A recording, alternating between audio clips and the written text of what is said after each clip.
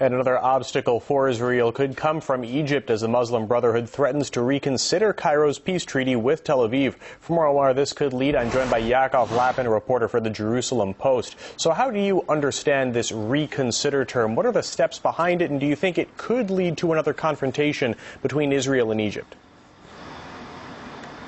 Well, I think ever since the Muslim Brotherhood came to power through the elections, it became quite clear that Egyptian-Israeli relations would not be the same as they were before.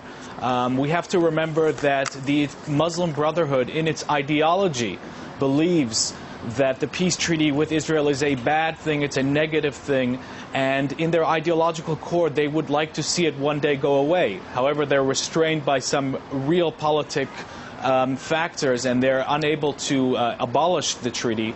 So they're certainly going to look for ways to downgrade it gradually and perhaps one day abolish it altogether. Now, Israel is acting like a small coin in the latest round of the U.S.-Egyptian tensions. Is peace with Israel so unimportant for Egypt, or they just don't believe they have to put its threat into action?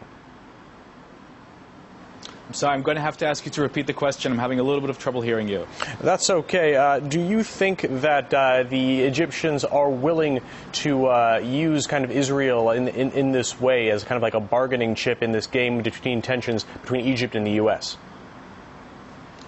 Yes, definitely. I think they will try and do that. I think that what we're seeing as well is a game between the Egyptian military and the Muslim Brotherhood-led parliament. The military is playing towards this xenophobic, anti-Israeli, anti-American sentiment in order to placate the population. And the Muslim Brotherhood is playing up the same line out of ideological reasons. So we're seeing both of these forces, the military and the Muslim Brotherhood, playing up to this opportunistic xenophobia, and each one serving its own interest by doing so. Now, the Camp David Accord had made Egypt the first Arab state to officially recognize Israel. How do you think its revision could affect the fragile position of Israel in the region? I think that if the peace treaty proves to be something that does not survive the rise of the Islamists to power in Egypt, this will make Israelis think twice and three times and four times before opening up negotiations with other Arab countries in the future. This is one of the pitfalls of reaching peace agreements with countries whose regimes are ultimately unstable and could fall one day in the future. So this will have an effect on the entire region, and it's certainly not putting most Israelis in a mood to take further risks for peace at this stage. Now, the possibility of U.S. aid to Egypt being scrapped led to threats from the Muslim Brotherhood, but at the same time, most of the Egyptians oppose the aid, calling it a humiliation. How far do you think that public anger could go? I'm sorry, once more, I'm going to have to ask you to repeat the question. That's okay.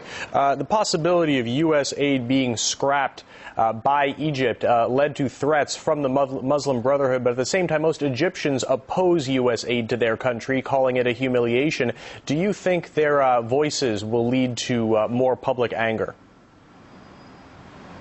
If I understood your question correctly, we're talking about voices within Egypt that are opposed to the Muslim Brotherhood? No, opposed to American aid to the country.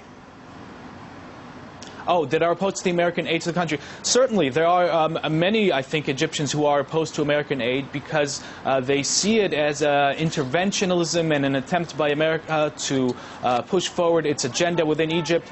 And I think that these kinds of anti-American sentiments are once again being encouraged both by the military, by the Supreme Council of the Armed Forces, and by the Muslim Brotherhood, each for their own reason. So certainly there are those in Egypt who oppose American aid. They see it as a threat. And I wouldn't be surprised if the United States itself decides to cancel its $1.3, $1.4 billion aid to Egypt in the near future, especially in light of the fact that some 19 American nationals are now under Egyptian arrest and have been barred from leaving the country. So I wouldn't be surprised if we see this aid come to an end in the near future. All right. Yaakov Lapin, reporter for the Jerusalem Post. Thanks for your insight.